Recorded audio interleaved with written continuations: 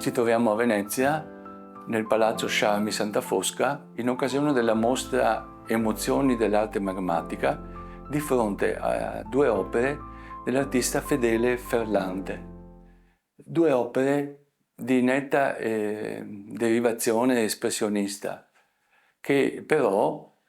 si lega al tema della mostra perché in qualche maniera le sue forme si dipanano nello spazio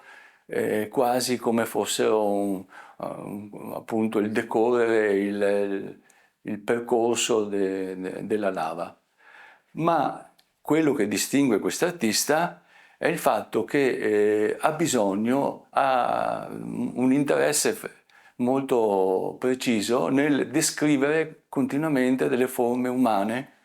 che vengono avvolte, vengono risucchiate e quindi in qualche maniera sono delle immagini abbastanza drammatiche. In questo caso addirittura il titolo riesce a entrare nel tema perché si intitola l'opera Ecce Homo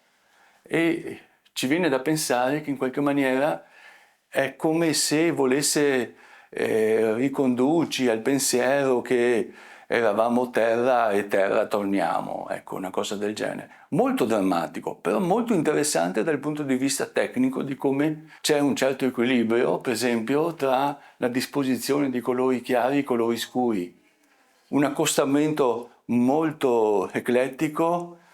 tra il blu e il celestino grigio, che in qualche maniera è un accostamento molto difficile, soltanto dei bravi artisti riescono a reggerlo,